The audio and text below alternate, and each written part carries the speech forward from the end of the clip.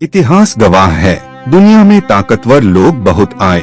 किसी ने अपनी सेना से राज किया तो किसी ने अपनी दौलत से। लेकिन 1940 में एक ऐसा तूफान पैदा हुआ जिसने किसी हथियार का नहीं बल्कि अपनी मुट्ठी और अपनी रूह का इस्तेमाल किया।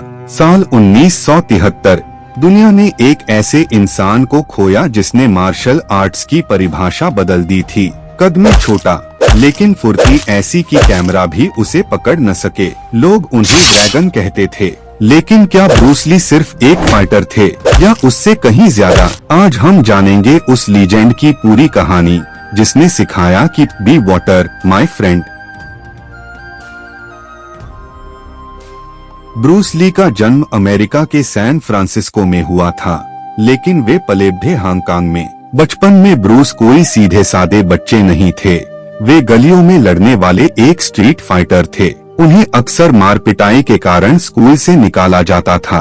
खुद को बेहतर बनाने के लिए 16 साल की उम्र में वे महान गुरु इप मैन के पास पहुँचे और विंग चुन सीखना शुरू किया। लेकिन उनकी ट्रेनिंग सिर्फ फाइटिंग तक सीमित नहीं थी।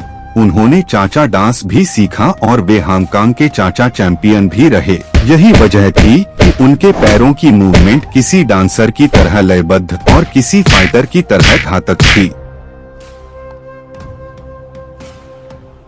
जब उनकी लड़ाइयां बढ़ने लगी तो उनके पिता ने उन्हें वापस अमेरिका भेज दिया। वहां उन्होंने वेटर का काम किया और साथ ही दर्शन शास्त्र फिलॉसफी की पढ़ाई भी की। ब्रूस ने सिएटल में अपना पहला मार्शल आर्ट स्कूल खोला। उस समय अमेरिका में चीनी मार्शल आर्ट को गैर चीनियों को सिखाना मना था। ब्रूस को धमकियां मिली, उन्हें चुनौती दी गई।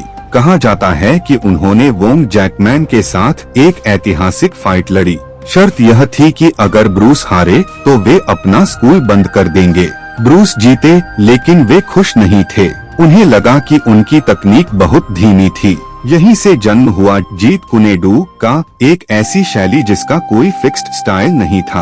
ब्रूस ली हॉलीवुड में एक्टर बनना चाहते थे। उन्हें द ग्रीन हॉर्नेट में काटो का रोल मिला, लेकिन वहां भी उन्हें रेसिज्म का सामना करना पड़ा। उनका चेहरा अक्सर मास्क के पीछे छिपा रहता था। जब कुंग फू नाम का शो बना तो ब्रूस की जगह एक अमेरिकी कलाकार को मुख्य भूमिका दी गई।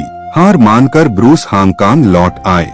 वहां उन्होंने द बिग बॉस और फिस्ट ऑफ फ्यूरी जैसी फिल्में की। ये फिल्में इतनी बड़ी हिट हुई कि सिनेमाघरों के बाहर लंबी कतारें लग गईं। अब हॉलीवुड उनके पीछे भाग रहा था। फिर आई एंटर द ड्रैगन, वह फिल्म जिसने उन्हें पूरी दुनिया का सबसे बड़ा मार्शल आर्ट्स आइकन बना दिया।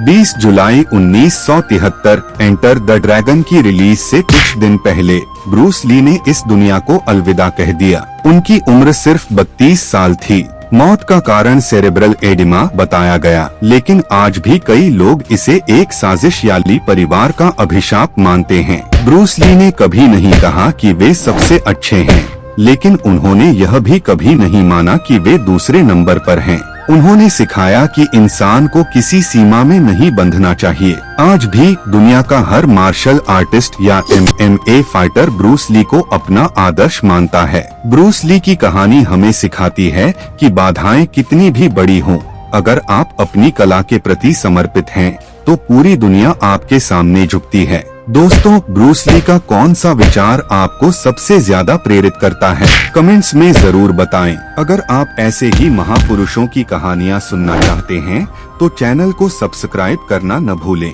B water my friend.